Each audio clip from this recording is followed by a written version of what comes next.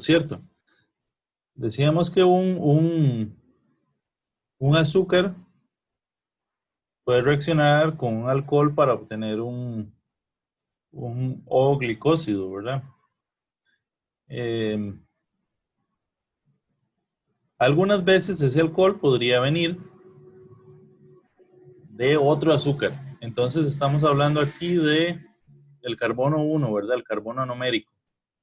Este carbono podría reaccionar con alguno de los oxígenos de otro azúcar, ¿verdad?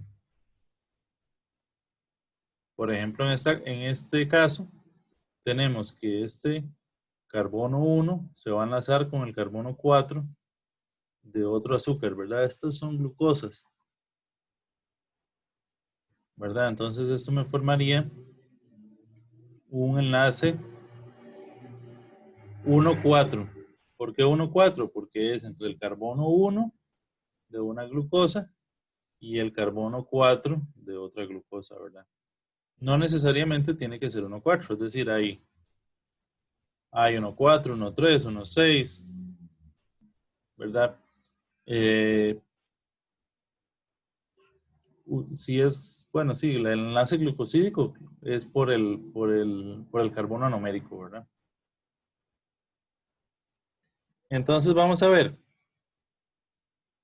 uno de los ejemplos que tenemos de esto, que es tal vez uno de los disacáridos más frecuentes que se encuentran en la naturaleza, ¿verdad? En cosas como la caña de azúcar o como la remolacha, es la sacarosa.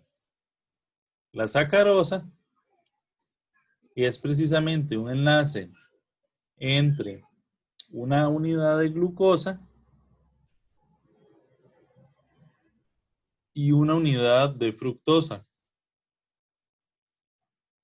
Este enlace es alfa beta 1,2. ¿Eso qué quiere decir? Que el carbono anomérico en el caso de la glucosa, ¿verdad? En el carbono 1 está en alfa, ¿verdad? Un glucopiranosil alfa 1, ¿verdad? Y tendríamos beta 2 porque el de la sacarosa está en beta, ¿verdad? Fructofuranosa, ¿verdad? ¿Les queda claro este?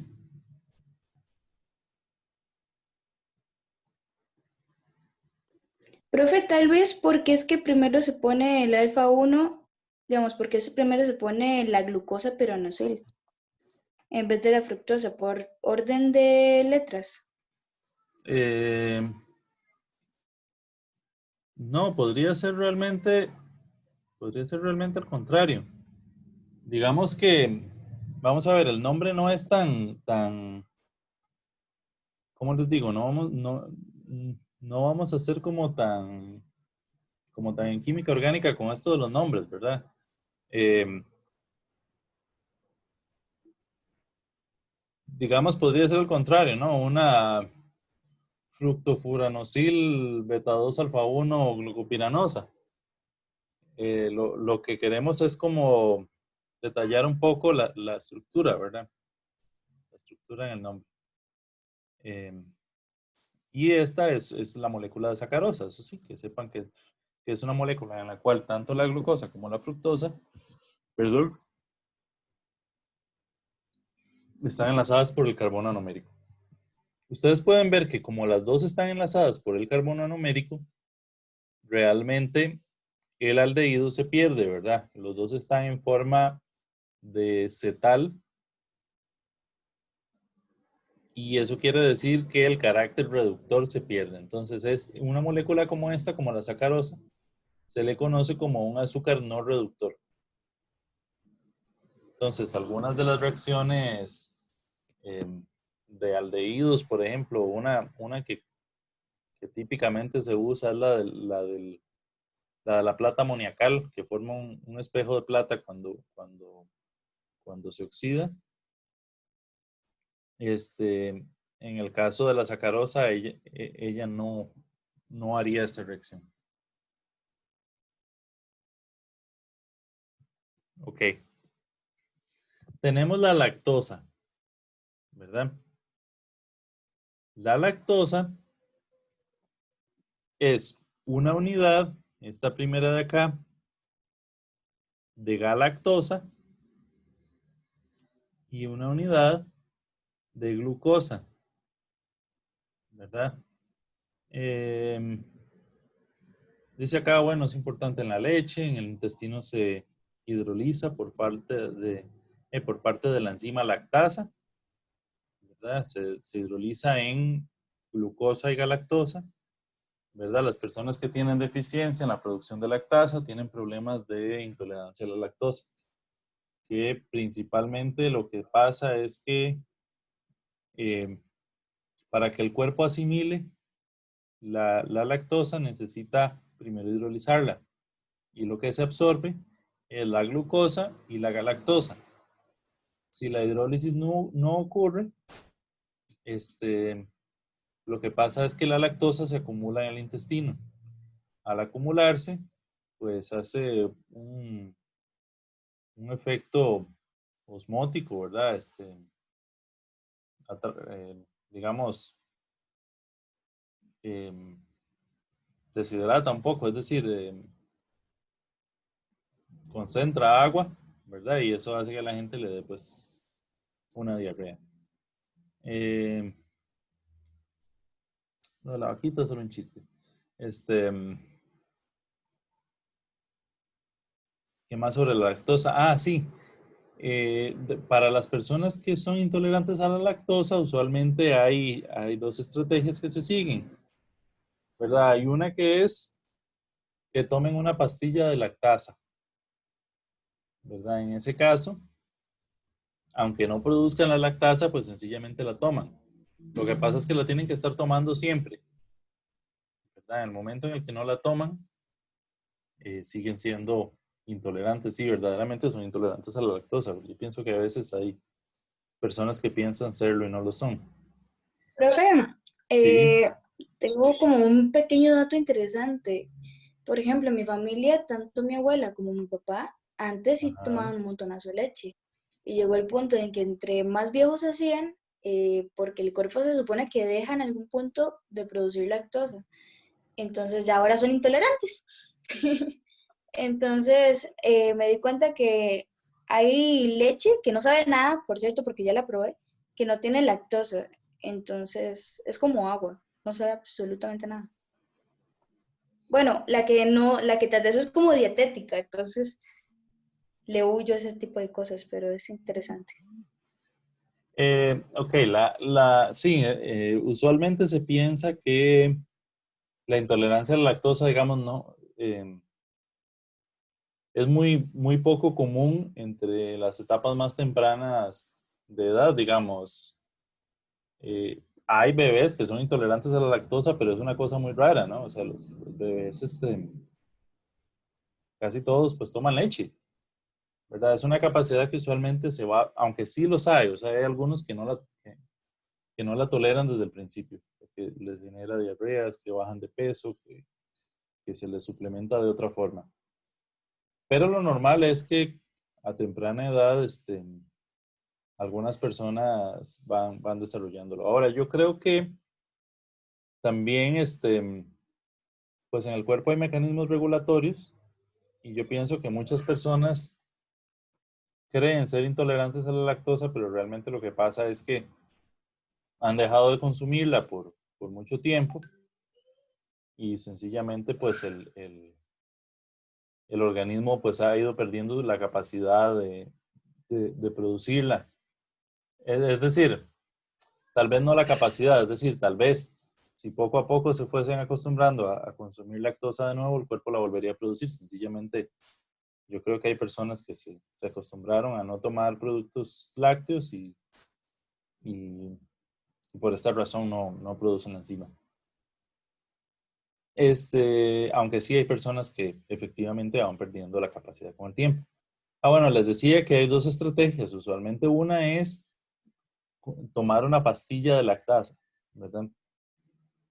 Que esa estrategia, el único asunto es que cuando no se toma, pues pues pasa lo mismo, ¿verdad? Y la otra es precisamente, bueno, ahora, por ejemplo, aquí la Dos Pinos tiene toda una línea de eso, ¿verdad? De la leche deslactosada, que es esta que se llama Delactomy. Y ahora hacen, ¿cómo se llama? Hasta natilla y queso y todo Delactomy. Los productos deslactosados, lo que hacen es agregar la enzima al producto, digamos, le agregan la enzima a la leche, hacen la hidrólisis en la leche y después de ahí también hacen, digamos, queso y lo que sea. Eh, el asunto de eso para mí es que se genera glucosa y galactosa. Entonces, por ejemplo, yo no sé si a ustedes les parece, pero a mí me parece que la leche esa de lactomia es como dulcilla. Y a mí eso no no sé, me resulta como un tanto desagradable. ¿Verdad? No sé si hay una que le hayan quitado, que le hayan removido la lactosa del todo, pero la estrategia usual, por ejemplo, que de los productos que se consumen acá es estos de Lactomy, que lo que hacen es hacer una hidrólisis. Vamos a ver qué dicen en el chat. Nombre comercial de medicamento con lactasa. Sí. Hace unos días, casualmente, una profesora de biología me sugería que tenía la idea de producir lactasa. Aparentemente las lactasas que se consumen en el país se importan todas. Es algo que se podría producir, ¿verdad? Producir algo de mayor valor agregado, ¿verdad? Bueno, la maltosa. Ahí esta es una imagen vieja, bueno. El almidón tiene enlaces alfa 1,4, ¿verdad? Pero tiene, digamos, es una macromolécula, tiene un montón de enlaces. Entonces, hay unas enzimas que la degradan y la cortan de 2 en 2, generando la maltosa. ¿Verdad? Es la forma más común de tener maltosa, ¿verdad? Son 2 unidades de glucosa 1,4 con un enlace alfa, ¿verdad? Casualmente en la degradación de granos, cuando se hace como un malteo de los granos,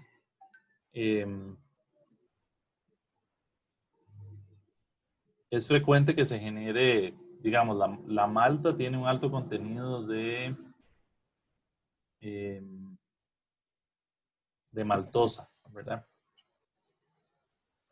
Y viene pues por producto usualmente de degradación de estos dos. Ok, ahora tenemos la celobiosa, que es un disacárido, también de 2 unidades de glucosa, como es la maltosa, pero en este caso están enlazados en beta.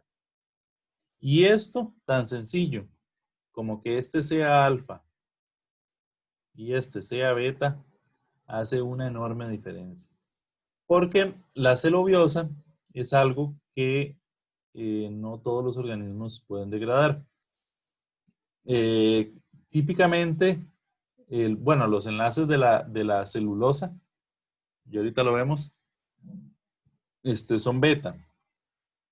Entonces, típicamente este es semejante a como ocurre con la maltosa, que se degradan de 2 en 2. Con la celobiosa también, que las celulosas se degradan de 2 en 2. De alguna manera, algunos de los hongos celulolíticos generan porque ellos tienen las enzimas para romper este tipo de enlace y no todos los organismos las tienen. Entonces, de alguna manera, pues, es como no hacer el trabajo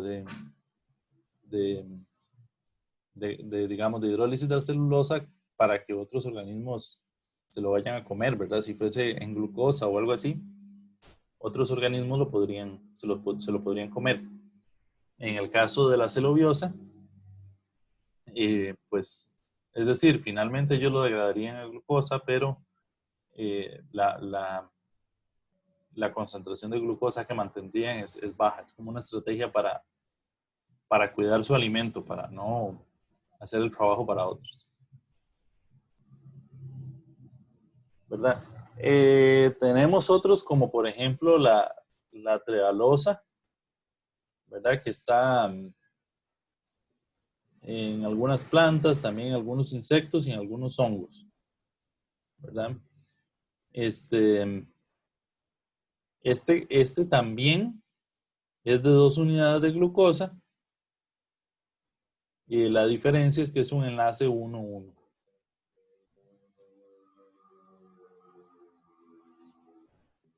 ¿Verdad? Y otro que es común,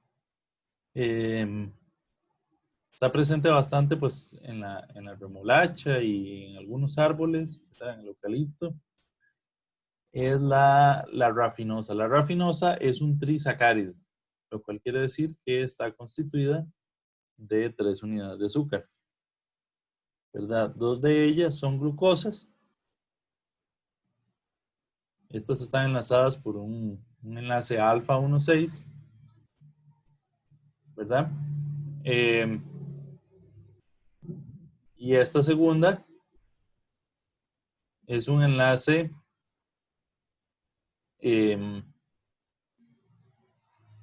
realmente alfa beta 1,2, ¿verdad? El de la glucosa con la fructosa. Es decir, que si yo le quitara esta glucosa que está aquí enlazada al carbono 6, esta estructura, ¿a qué se parecería?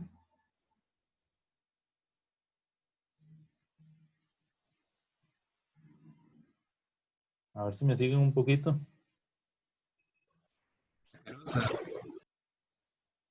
¿Perdón? ¿Se parecería a la sacarosa o no? Exacto. Sería como la sacarosa si yo le quitara esta unidad de glucosa que está en el carbono 6. Bueno, y otro trisacárido que aparece por ahí en algunas de las coníferas también es la melecitosa, ¿verdad? Que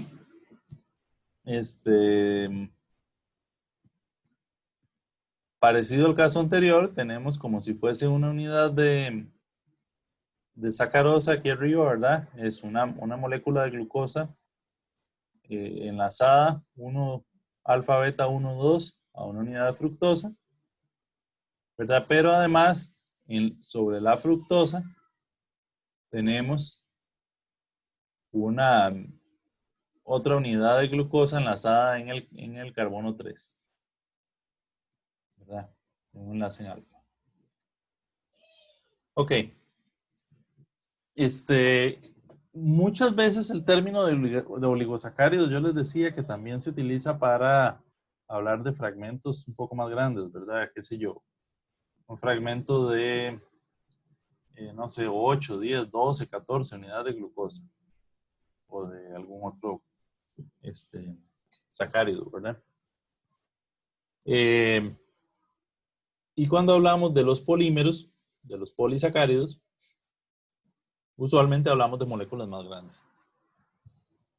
Entonces vamos a ver, podríamos decir que tenemos homopolisacáridos, que serían en los que las unidades del azúcar son todas iguales, o podríamos tener heteropolisacáridos, en los cuales la composición es de más tipos de azúcares, qué sé yo, glucosa, galactosa o lo que sea. Podemos tener algunos que sean no ramificados y otros que sean ramificados. En general, los no ramificados tienen el mismo tipo de enlace, del cual el más común en las hexosas es 1,4, pero hay otros también, podrían ser todas 1,3, por ejemplo. Y digamos, los ramificados sería que tengan dos tipos de enlace. Por ejemplo, que tenemos un esqueleto que es todo 1,4, pero por ahí aparece uno que es digamos 1,2, 1,3, 1,6. Y a partir de ahí, pues aparecen más cadenas, digamos 1,4. ¿Verdad? Y también podríamos tener heteropolisacáridos que sean no ramificados o que sean ramificados. ¿Esta parte se entiende?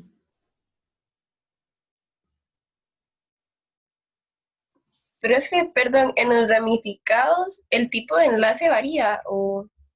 En todos podrían ser, o sea, ¿cómo les digo? Vamos a ver. Otra vez se me olvidó cargar el lápiz. Vamos a ver, si yo tengo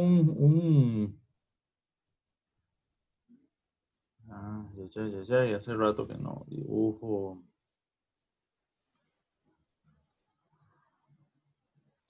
Yo tengo, imaginémonos que un esqueleto 1,4.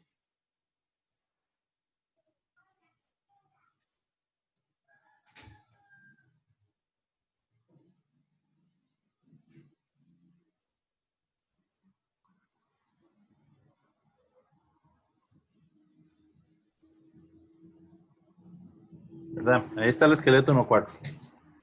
Entonces, una ramificación podría ser, no sé, 1,6, 1,3, lo que sea. Vamos a ver, digamos 1, 2, 3. Digamos que por aquí hay un grupo que está enlazado, no sé.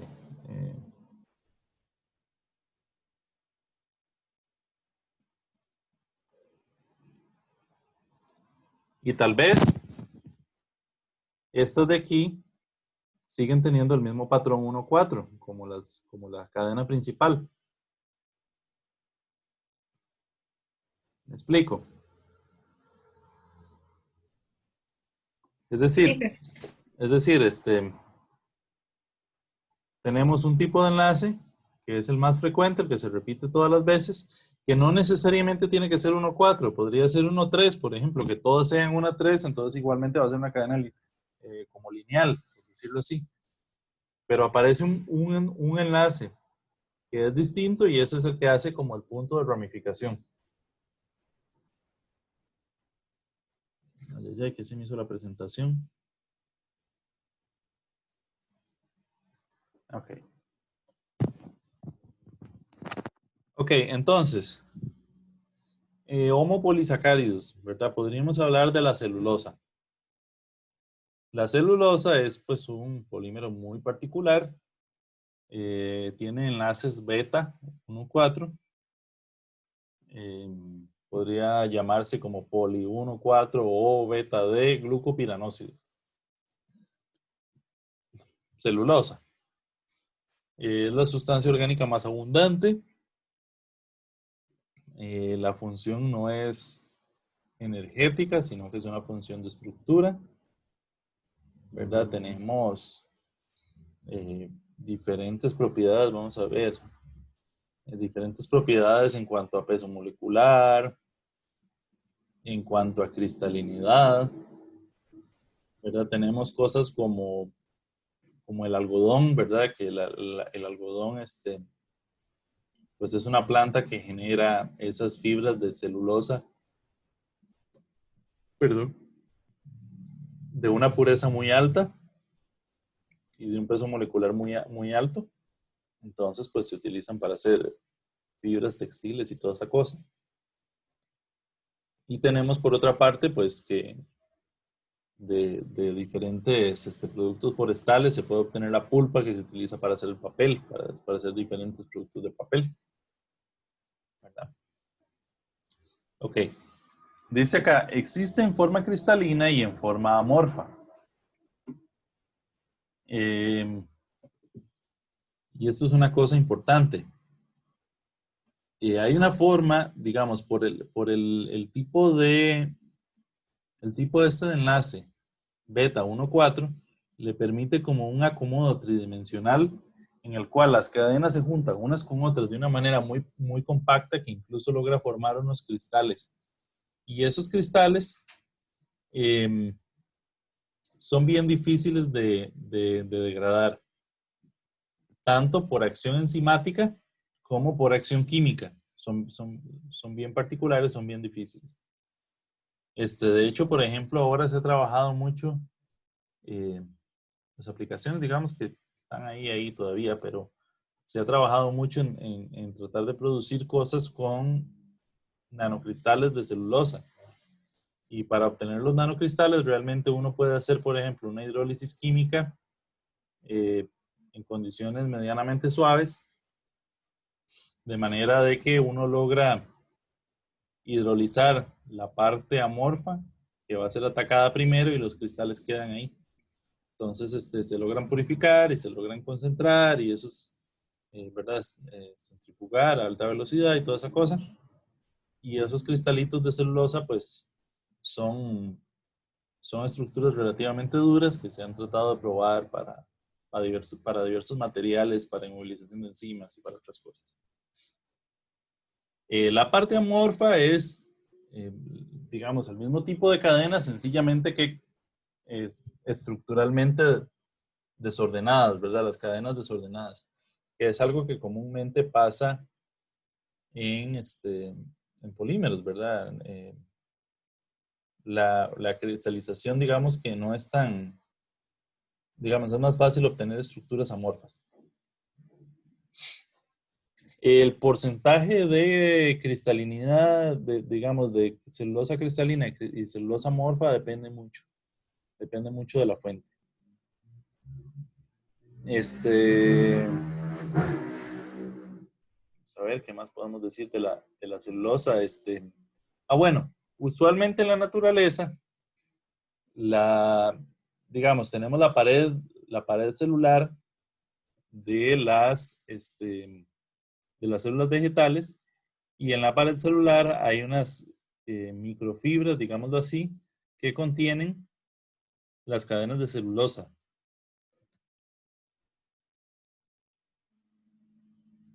Típicamente la celulosa no está sola, sino que tenemos una parte de celulosa y una parte de hemicelulosa. La hemicelulosa, creo que la vamos a mencionar más adelante, tiene una estructura que puede ser usualmente, digamos, silosas o usualmente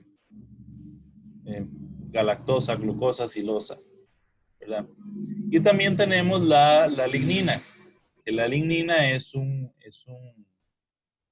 compuesto también polimérico, aromático, de una estructura bien, bien compleja. Entonces, digámoslo así, la parte celulósica en las plantas es como la parte blanca, por decirlo así. La parte de la lignina suele ser más oscura, suele ser como la parte como troncosa, como lo que le da como más dureza, digamos,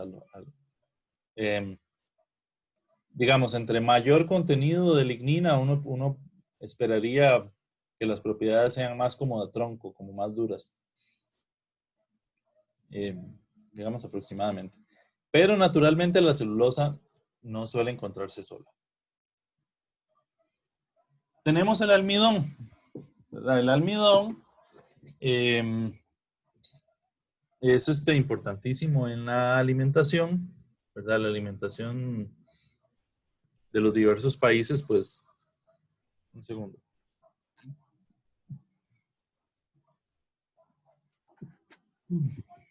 No suele estar basada en el mismo cultivo, pero sí suelen estar basadas en cultivos a base de almidón.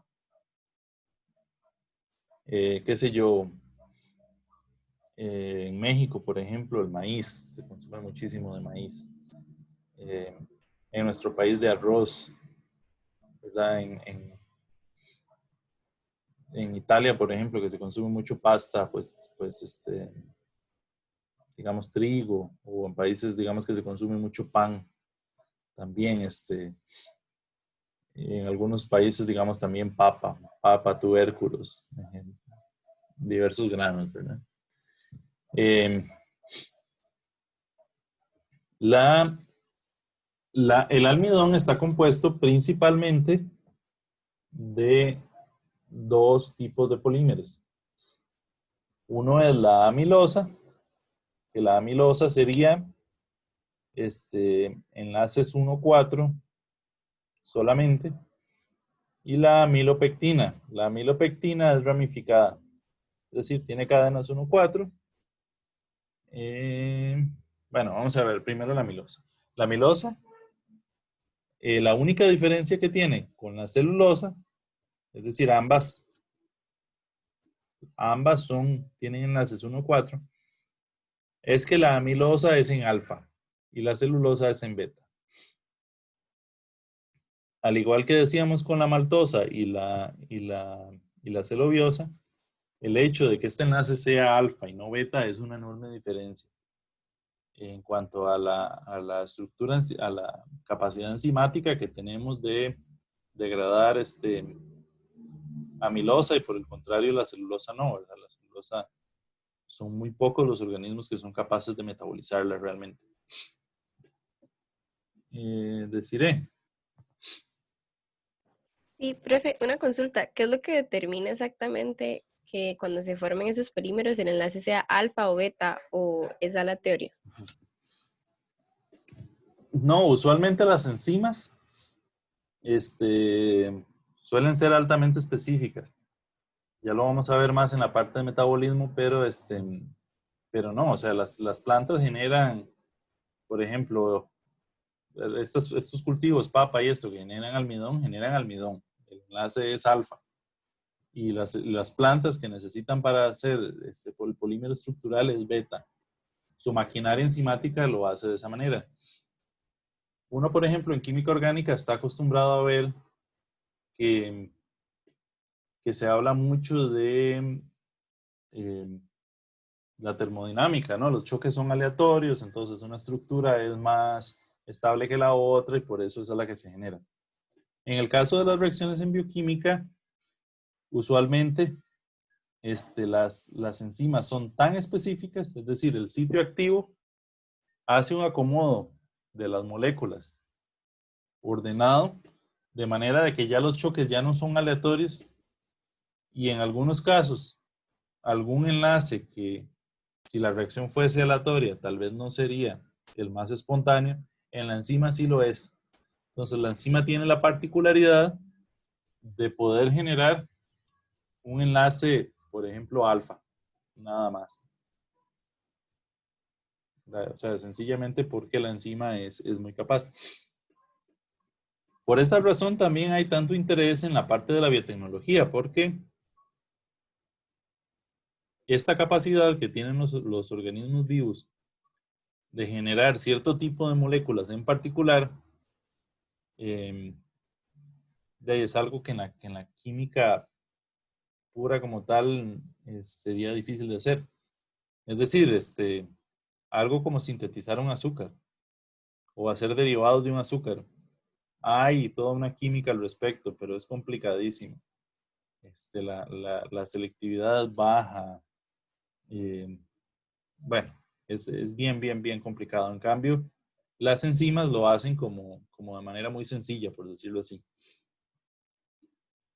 Ok, entonces la amilosa, decíamos, por el tipo de enlace que tiene, que es alfa, ya no tiende a formar esas cadenas lineales como la celulosa, que se ponen unas de otras y forman esos cristales durísimos, sino que lo que tiende a formar son hélices, ¿verdad? Un poco el hecho de que formen estas hélices es que también para identificarlos se utiliza una reacción con yodo. Yo no sé si ustedes han visto, uno pone el yodo y yoduro, forman el llamado ion triyoduro, y ese ion se puede colocar en la parte interior de estas hélices y forma un complejo azul, pero azul muy oscuro, casi negro. Entonces, una de las maneras que se utiliza para identificar almidón es precisamente esta reacción con el triyoduro. Luego tenemos la amilopectina, ¿verdad? Entonces, la amilopectina, como decíamos, tiene ramificaciones. Es decir, que además de estos enlaces alfa 1,4, tenemos enlaces 1,6. Estos enlaces 1,6 son los que inician las ramificaciones.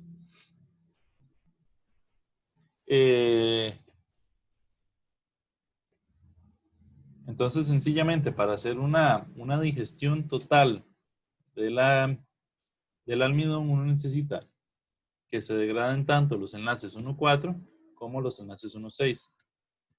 Algunas veces, cuando algunos organismos no tienen la capacidad de degradar los 1,6, lo que pasa es que quedan algunos residuos, ¿verdad? De unos oligómeros conteniendo ahí los residuos de 1,6. Dice acá que el glucógeno tiene más o menos la misma estructura, es decir, el glucógeno es en animales semejante a lo que es el almidón en las plantas. Se utiliza como reserva de energía. La diferencia entre la estructura del almidón y la estructura del glucógeno o glicógeno es que el glucógeno es más ramificado. Es decir, las ramificaciones están más juntitas, digámoslo así, que en el almidón. De alguna manera, las ramificaciones, digamos... Ajá, Saúl. Buenas, profe.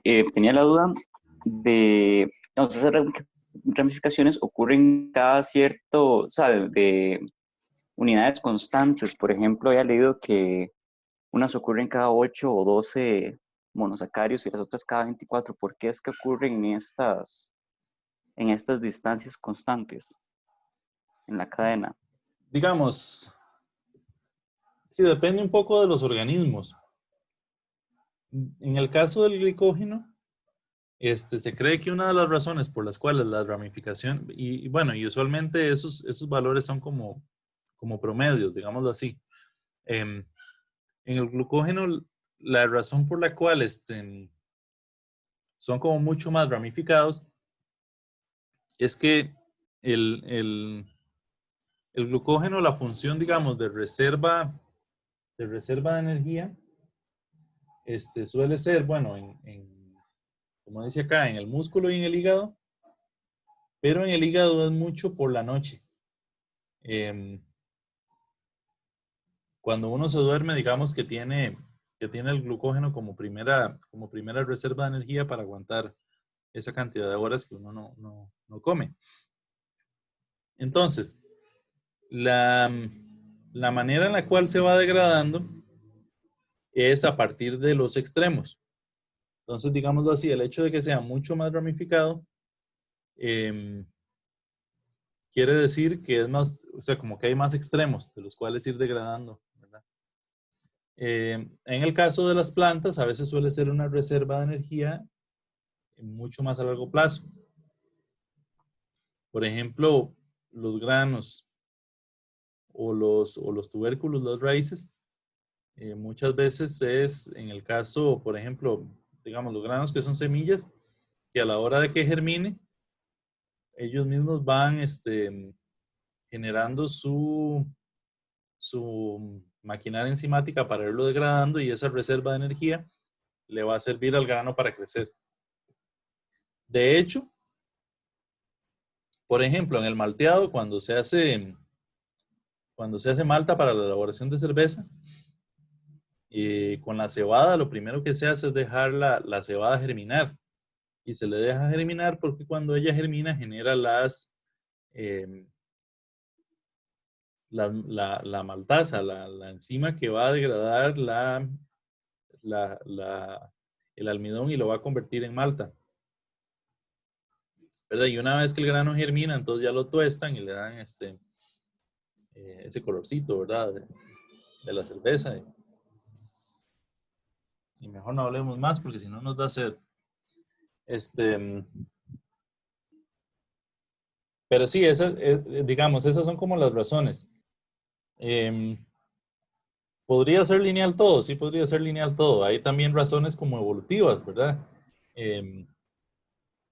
si algún organismo realmente tiende a ser más amilosa o más amilopectina y alguna ligeramente más ramificada que otra, sí, también hay razones ahí evolutivas que han quedado en la maquinaria enzimática, ¿verdad?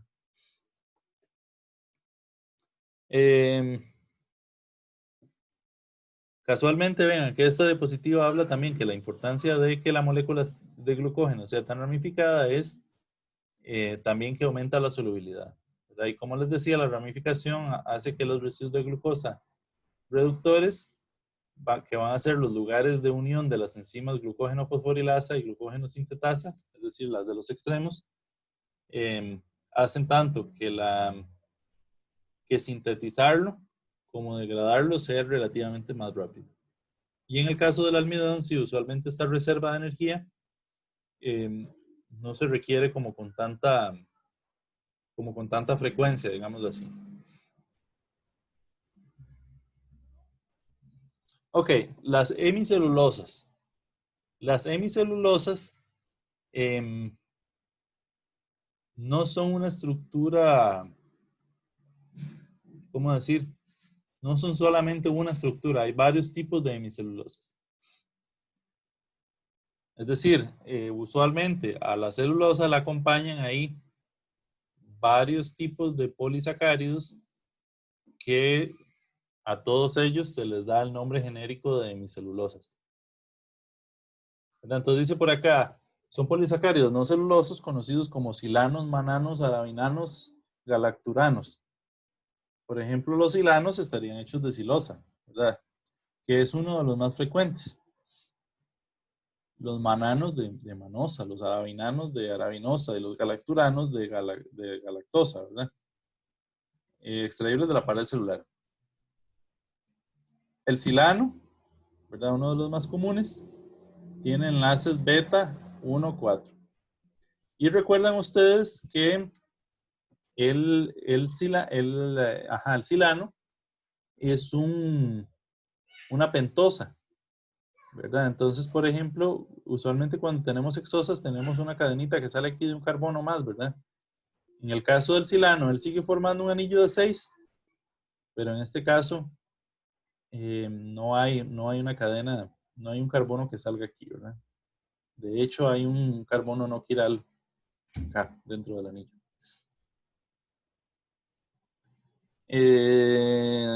¿Qué más? Otra vez, no necesariamente las hemicelulosas están compuestas exclusivamente de homopolisacáridos, es decir, no necesariamente son solamente silanos, mananos, arabinanos, galacturanos. Podemos tener, por ejemplo, bueno, como este que está aquí, que dice glucomanano. Es decir, tenemos unidades de manosa y unidades de glucosa. Muchas veces alternas, ¿verdad? Una glucosa, una manosa, una glucosa, una manosa. O podría ser un glucogalacturano, una cosa así, ¿verdad? Glucosa, galactosa, glucosa, galactosa.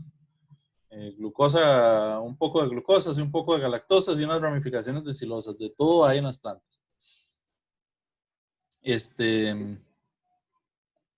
Eso para tenerlo claro. Entonces, las hemicelulosas a todos este tipo de biopolímeros se le da este término genérico de hemicelulosas. Dice, la cadena principal presenta ramificaciones en los carbonos 2 y 3.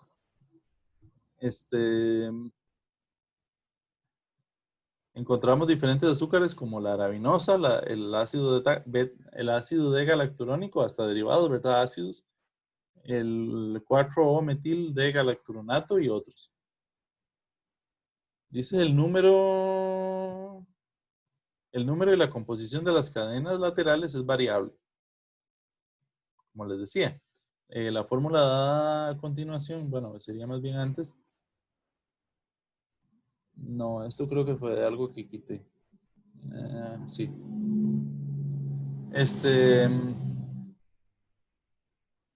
Ok. Las pectinas. Es otro tipo de polisacárido frecuente. Dice que las pectinas como heteropolisacárido. Digamos que la hemicelulosa podríamos tener tanto homopolisacáridos como heteropolisacáridos. En el caso de las pectinas, dice la estructura básica es el ácido péctico, que es un copolímero de ácido galacturónico y ácido metilgalacturónico, ¿verdad? Es decir, una unidad de galactosa en la cual el carbono 6 ha sido oxidado a ácido carboxílico y en algunos de ellos además hay un grupo metil en lugar del hidrógeno, ¿verdad? Dice, el grado de metilación varía y además presenta ramificaciones en las que hay azúcares neutros como galactosa, arabinosa, silosa, fucosa, etc. Las pectinas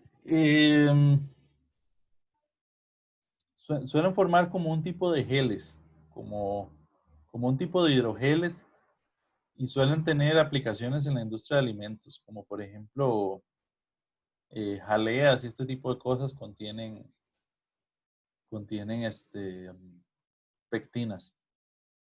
No necesariamente proporcionadas como tal, es decir, puede ser que la fuente sea, por ejemplo, la misma fruta de la cual se obtienen, pero sí, o puede ser en algunos casos que sí se agreguen, o que se agreguen como un agente gelante adicional. Ok, el ácido hialurónico. ¿A qué le suena ácido hialurónico? Al montón de jabones de la cara que dicen ácido hialurónico. Sí, a productos cosméticos. Así. En organismos superiores encontraremos, dice, los ácidos mucopolisacáridos, que poseen funciones de lubricación o cementos estructurales flexibles. Sí, en general, ¿cómo se llama? En partes relacionadas con la parte cutánea, digamos, hay ácido hialurónico. Por esa razón se utiliza también en muchos de los productos cosméticos. Dice que en general son compolímeros de dos azúcares que poseen ácidos y aminas. Son heteropolisacáridos del ácido glucurónico y la N-acetilglucosamina, ¿verdad? Dice del fluido sinovial de las articulaciones y el humor vítreo de los ojos.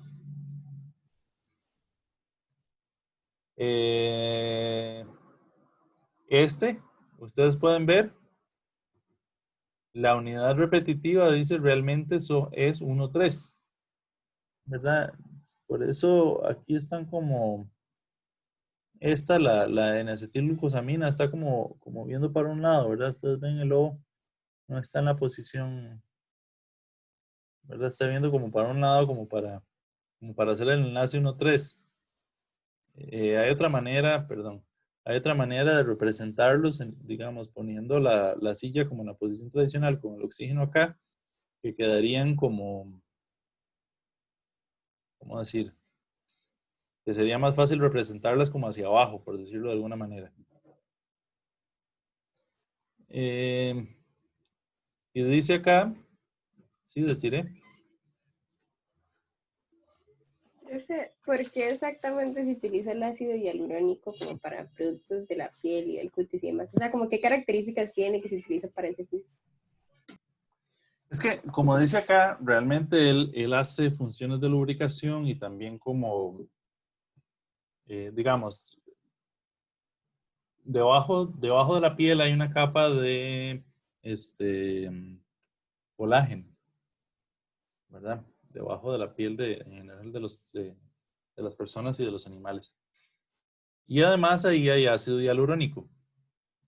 El ácido, tanto las dos, digamos, el colágeno y el ácido hialurónico, digamos, es como lo que rellena realmente, bueno, la parte más estructural, digamos, es el colágeno, como que rellena la parte interior de la piel y además le da como cierta flexibilidad, ¿no? Entonces, digamos, o sea, se le agrega a los productos pensando en la misma función, como que ayuda a darle volumen y flexibilidad, ¿verdad? Como, no sé, si ustedes tuvieran, si alguien tuviese, no sé, una arruga o algo así, podría rellenarla, flexibilizarla, etcétera, como regenerativo. Es un biopolímero exageradamente caro, ¿verdad? 1 gramo vale cualquier cantidad. Vamos a ver, dice acá.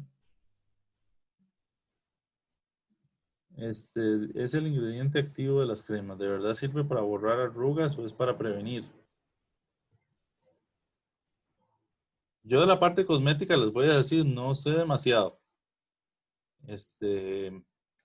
Podría ser, es uno de los componentes que trae. Digamos, la capacidad de borrar sería en cuanto tenga capacidad de atravesar la membrana. Es un polisacárido, no sé qué tanta capacidad tiene realmente de atravesar la membrana. Ahí también, digamos, a las cremas no es lo único que se le agrega, se le agregan otros productos también. ¿Qué dicen por acá? Según yo es prevenir. Eso se los voy a quedar debiendo. Podría ponerme a investigar un poquito más sobre eso, sobre la parte cosmética, pero yo, sí, de eso no sé tanto. Lo que sí les puedo decir es que la razón es esa, ¿no? Que son los componentes que están en esa parte y tienen ese tipo de funciones, ¿verdad? Al menos desde la parte de afuera, sí, han de ayudar a hidratar, a mantener la flexibilidad y todo esto, pues uno pensaría que sí tiene sentido que sea la parte preventiva, y la parte regenerativa, digamos, está en tanto tengan capacidad de atravesar las membranas, que usualmente en los polisacáridos no es tan sencillo, pero bueno, esa parte sí se las quedo debiendo.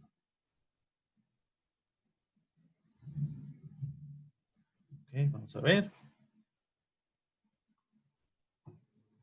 Tenemos los dextranos, ¿verdad? Bueno, aquí está, por ejemplo, representado el enlace 1,3, que yo les decía que queda más como más acostado. Sin embargo, bueno, el enlace 1,3 son las ramificaciones. El enlace 1,6 son las unidades repetitivas, ¿verdad? Es también otro biopolímero. En bacterias común. Tenemos la agarosa. La agarosa tiene, bueno, este anillo aquí medio extraño con el grupo sulfato, ¿verdad? Dice que es una unidad de beta-galactosa, 1,4, unida a una 3,6 anhidro, ¿verdad? Que es este puente que está aquí. Es decir, el OH del carbono 6 con el OH del carbono 3 perdieron un agua y formaron un puente aquí medio extraño de la galactosa. ¿Verdad? Dice, estas unidades están unidas por un enlace 1,3 glicosídicos para formar un polímero, ¿verdad? Es decir, este enlace que une estos dos residuos es 1,4, lo pueden ver acá. Pero si tenemos estas dos unidades juntas, el enlace que une una unidad de estas con otra sería un enlace 1,3. Dice para formar un polímero de 600 a 700 residuos. Y bueno, tiene un éster sulfato. Esta estructura, que es bien interesante, ¿en qué organismo se puede encontrar? ¿Tienen idea? La agarosa. Algas. Algas. En las algas. ¿Y qué aplicaciones tiene? Cultivo bacteriano se usa. La mezcla, digamos, como cruda, que sería el agar, se utiliza para medios sólidos o semisólidos, ¿verdad? Para hacer plaquitas de Petri o, sí, medios, ¿verdad? Le agrega uno un 2% para que el medio se le ponga duro y ahí entonces en la superficie de la plaquita uno pone algo. Pero también la agarosa pura, que ya es como un polvo blanco, se puede utilizar para hacer geles de permeación. Esto, digamos, esta estructura tiene la particularidad que pues uno la calienta un poquito y la funde, ¿verdad? Igual como pasa con el agar.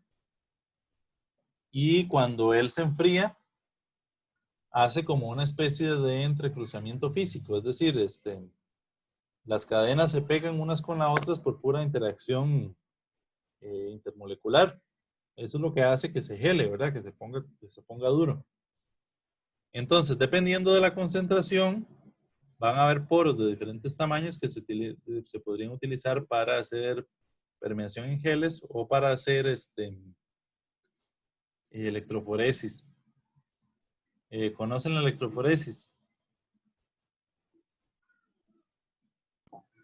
Sí, profe. Hablamos de eso en cursos de analítica y genética también.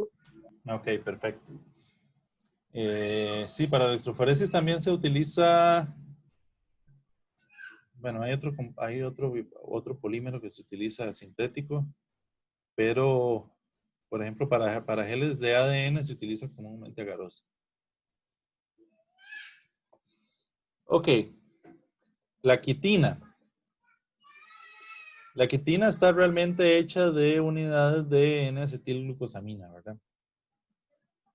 Y es bien común en muchos insectos, ¿verdad? Como en el exoesqueleto, ¿verdad? Como en la parte esa durita transparente que tienen los bichos. Y también en moluscos, ¿verdad? Igualmente como en las cáscaras, las conchas, esa parte también que es como durita, como durita transparentiza, suele estar hecha de casi que solo quitina. Y también algunos hongos producen quitina. Ok.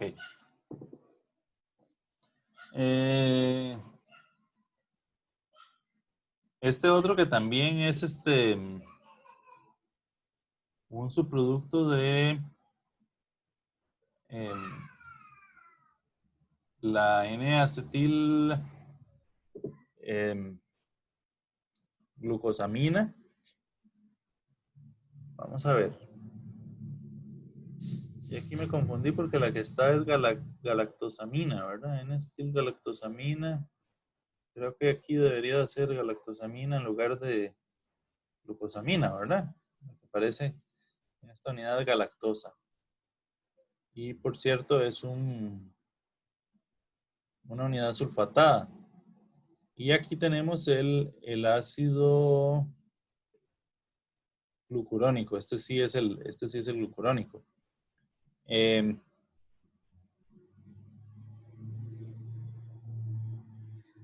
Este biopolímero condroitina sulfato, pues es otro de los biopolímeros derivados amínicos, que otra vez el enlace interno es un enlace beta 1,3 y el enlace entre una unidad y otra es un enlace beta 1,4. Vamos a ver, ¿cómo se llama? El dextrano, no es sulfato, hay también sulfato de dextrano. Está Este que es un derivado de la queratina, ¿verdad? Un sulfato, sulfatado también. Perdón, no derivado de la queratina, es un...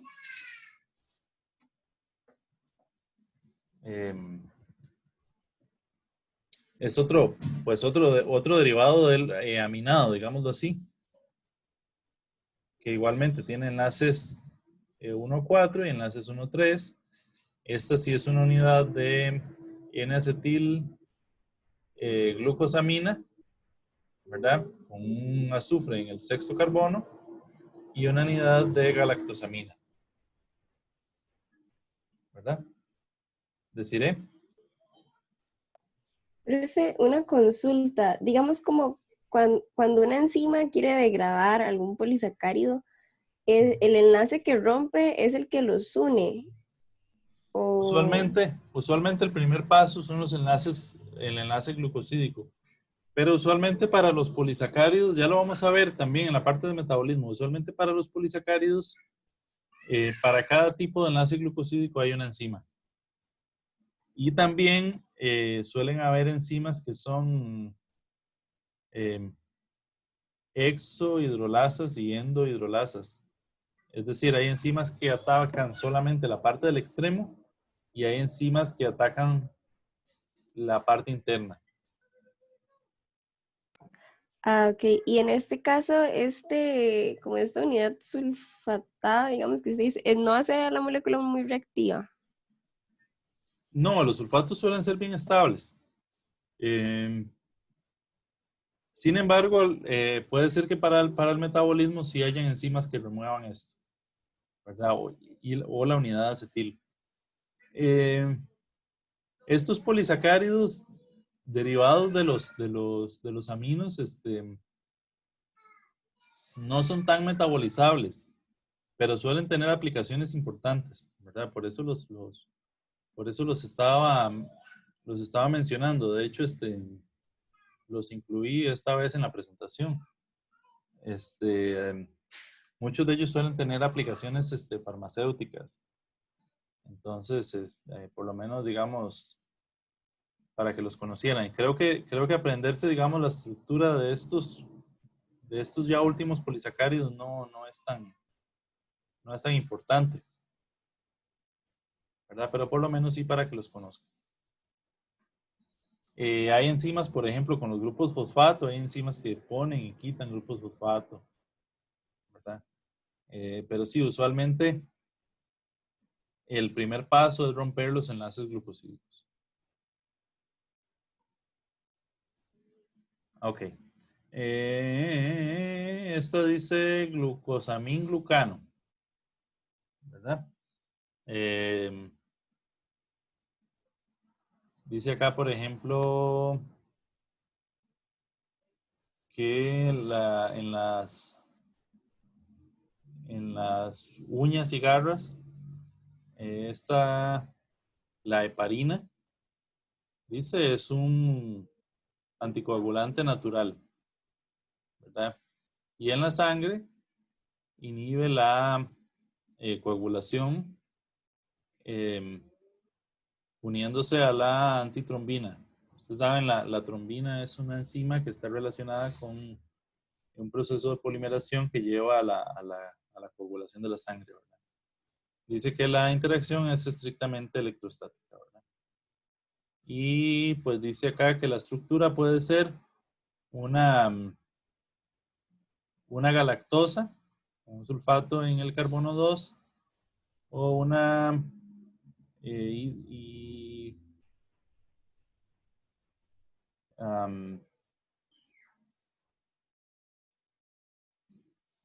¿cómo se llama? Ay, se me fue.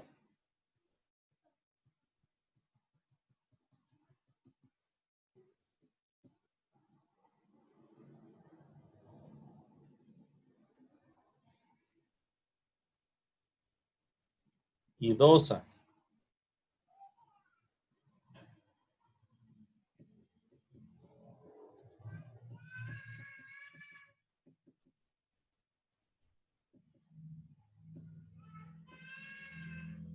Ay, ay, ay.